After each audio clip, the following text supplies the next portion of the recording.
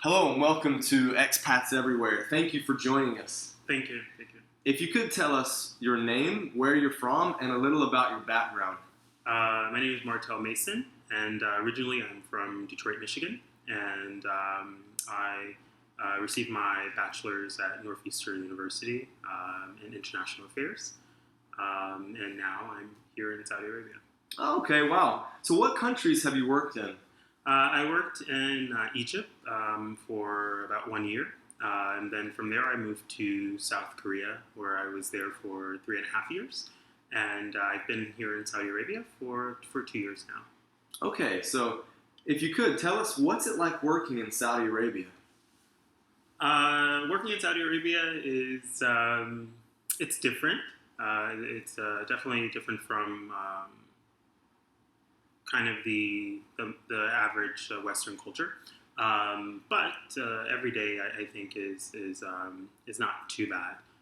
If you've had experience in the Middle East, I think that it's a fairly easy place for you to work if you understand certain culture norms and the way that society kind of works together. Okay. What kinds of jobs are available in Saudi Arabia for English-speaking expats? Okay, for English-speaking expats, I think that the biggest job that you can find are ESL or English as a second language teaching positions. That is typically the job that most expats will have here. Or if you have a higher degree, say in engineering and so forth, you can possibly get a position with some of the oil or gas companies like Aramco. Okay, and what does a typical day at work look like for you personally? As an ESL instructor, typical day is you wake up pretty early. We tend to get up around 5:30 in the morning so that we can start our first lesson at 7:30 a.m. So for myself, it's maybe 5:30 to roughly 2 o'clock, 2:30. And then by that point, I'm ready to go home. Sure. There's a lot of downtime. For those who have been in the Middle East, you probably know from your own experience that things are a little bit more slower in regards to work and life in general.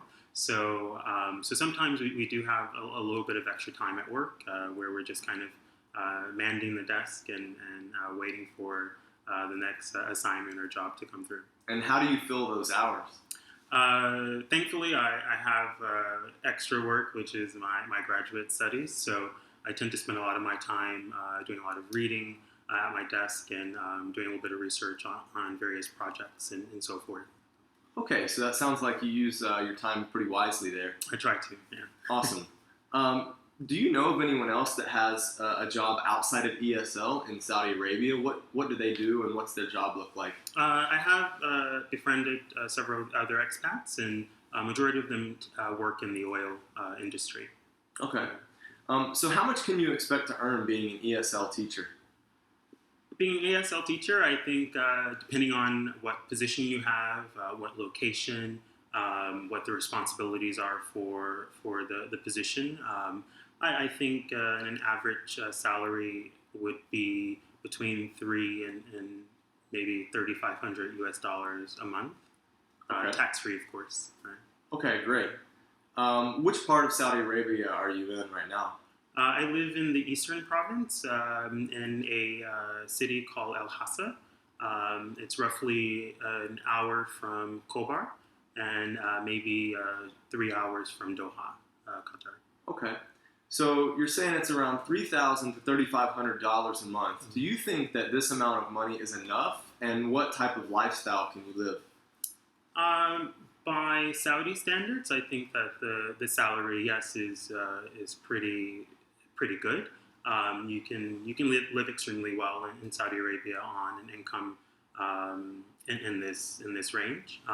Keep in mind that you also have other benefits that you can kind of add on to your salary in regards to free housing, free transportation. Again, it's tax-free, so that also helps a lot. So your $3,000 to $3,500 US dollars can go a long way, but it also depends on what obligations you have back home in the US or what other country you're coming from. Okay, so how much could you possibly save of your salary per month? With no other major bills, I think you could probably save on average maybe $2,500 a month. Wow, that's really high. Yeah. Okay. So if someone told you that they were going to move to Saudi Arabia, how much money would you recommend that they have, like as an initial startup? For the visa process and the Iqama process to work in Saudi Arabia is not that straightforward. It takes a lot of time to process visas. In some cases, I've heard where it can take up to 2 months, maybe even 3 months, depending on if all of your paperwork is in order. Or for some people, only a couple weeks. So it really just depends on what country you're coming from, what ties that they have with Saudi Arabia, and that will kind of speed up the process. But I would say for coming into Saudi, you probably would want to have at least $2,000 Okay. available. Whether it's cash or credit, just in case there are some things that kind of come up, whether it's transportation issues or maybe in some case, if you're still waiting for your visa, it hasn't arrived, so maybe you can't get into the country, so you need to have housing, so on and so forth. So I think initially $2,000 would be pretty accurate. Okay, and does your employer help you with the visa process financially? They do. Most companies will assist you with the visa process. Again, it's not straightforward. There are always a few hurdles that you'll have to go through. You just have to be consistent with whoever you're dealing with. But overall, they get you through. But you just have to have a little bit of patience.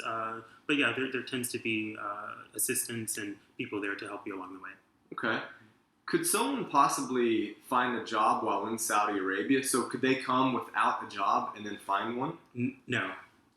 All right. So imagine that you've found a job and you're ready to move. How should someone pack for Saudi Arabia? What's the weather like? I would say, for the most part, you should pack light in the sense that everything that you usually will have and you will use back home, you probably will not use here. So if you have really, really nice shoes, leave them at home. You really wouldn't use them here because, one, there isn't really a lot of walking around, but you just want to be comfortable. I think the lighter the clothes, the better. We do have a short period in the season where it does get cool, but it's maybe only 2 months on average throughout the year. So any heavy clothing or anything like that you can purchase while you're here. It saves yourself time trying to pack and making sure that you're not over the weight. Okay. What are things that you can't find in Saudi Arabia that maybe you should bring? I think at least for minorities, definitely. I think that you should bring any type of hair products or so forth because you will not find them here at all. Bring more than enough because you will use quite a bit. I think any special things such as cosmetics that you really enjoy and you use regularly, you should bring. Prices, cost of living is low here, but when it comes to these types of extra things, they can be quite pricey. So it's better for you to find them online in the States and buy them and ship them to yourself in the U.S. and then bring them over in your luggage. Okay. This is a big question a lot of people have, and maybe a deterrent in a way, but how safe is it in Saudi Arabia, and do you feel safe on a personal level? Well, the first part of the question, I believe that it is pretty safe here. We do live in a region where there are lots of conflicts, and depending on what media you're listening to, that can influence you in regards to whether or not it's a safe place to be. But I've had many years throughout the Middle East. My first trip to this region was back in 2006. So it's been almost 10 years since I've been traveling. So I'm very comfortable with this region. I understand just the way that things work. So if it's your first experience coming to this region, you want to just make sure that you have an open mind, because you don't want to have again any influences that you had back home to affect you once you get here. But do I feel safe within Al Hassa, within Saudi? Yes. In the last few months, there has been a couple flare-ups with various incidents that have taken place here in Saudi Arabia. But I have never myself experienced any sense of insecurity, and I feel that overall people have been very welcoming and assuring that that we're here to help you, and if there was any problem, I feel that there will be people there to assist me. But I walk the streets, I go to the cafes, I go to the supermarkets alone, and I feel quite safe in my environment. Okay, great. How do you meet people, and what can you do for fun in Saudi Arabia? Well, we know that in Saudi Arabia that there is a separation between the sexes, so to speak, and there really isn't a lot of interaction with the other sex outside. So for myself, it's easy. Because I'm a man, and I can kind of meet up with people a little bit more regularly than women can. I find that Saudis are open to friendships. They're very curious about you, especially if you don't look Middle Eastern or have this Middle Eastern background. So I found that they do want to learn a lot about you. A lot of times they assume that you're a teacher. So this is kind of a way for them to use their English and try to make a connection with you. So I've been thankful that in my time living here that I have been able to befriend a lot of Saudis and learn more about their culture, their society, and I've been pretty amazed at the friendships that I've made so far. Awesome. What are some specific things that you do to pass the time? I'm working on my master's right now, so that takes up a lot of my time. When I'm not doing that, I try to exercise a little bit. Saudi's not the best place to exercise. I think right now they're probably number one or number two in regards to obesity rates and so on and so forth. So with that being said, there aren't a lot of gyms, and it's not necessarily that safe for you to run outside, but do have some coworkers who run regularly. So at some point, hopefully that will influence me to get out and do some running. But I try to exercise. I also just like to go to cafes.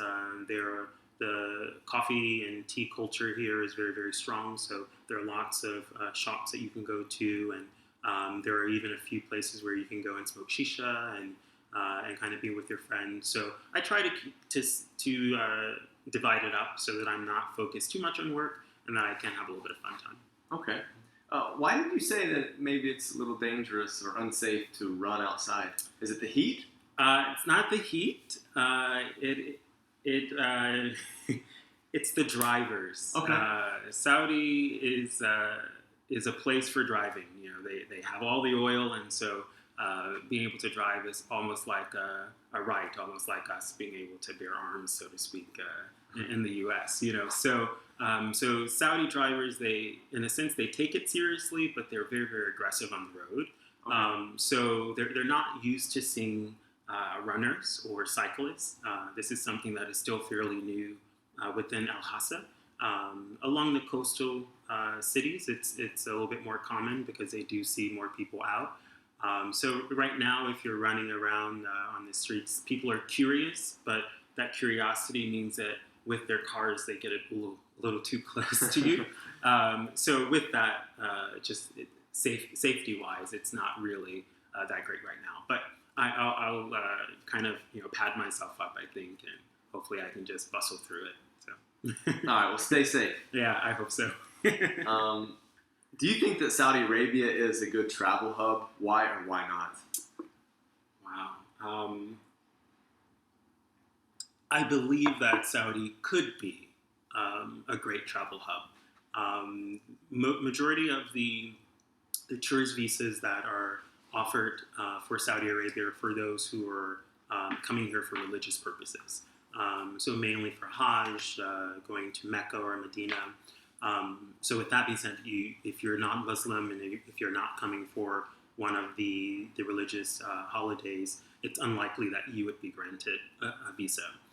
In the future, I think that it would be a great idea for the kingdom to open up a little bit more for tourism. I think not only in our region, in the Eastern Province, but throughout Saudi Arabia, that there are lots of great places to go and learn. To know that there are various areas that have mountains and various wildlife that are throughout the country. I think there's a lot there. And there along the coast, there are lots of old ports and all of these archaeological sites that you can go and visit. Okay, but if you're working in Saudi Arabia, is it a good place or a place that it's easy to get to see other countries from Saudi Arabia? Certainly. Okay. Especially being in the Eastern Province. You're 2 hours away from Bahrain, 3 hours from Qatar, so you're in the perfect place to be able to travel not only throughout the Gulf but around the world. Prices for flights are very, very cheap going out of Bahrain, so most of us tend to take the causeway over and take our holidays. So for sure, I think that Saudi, along with the rest of the Gulf, is a perfect center point to kind of go and take your holidays. Okay, awesome. Lastly, what are the pros and cons of living in Saudi Arabia? The pros, I feel, are that you have this very unique experience. As mentioned before, being able to visit Saudi Arabia is very difficult. So being here as a teacher, being here as a worker, you just get a different perspective of the country. I think that it is a place that has many opportunities and possibilities for the future, and it's great to be here now to see some of the development that has been going on and how they're starting to transition into something new. What are the cons? The cons. I think the greatest thing is that not being from Saudi, maybe not being Muslim or from the region, it's very difficult for you to adjust in the beginning to life.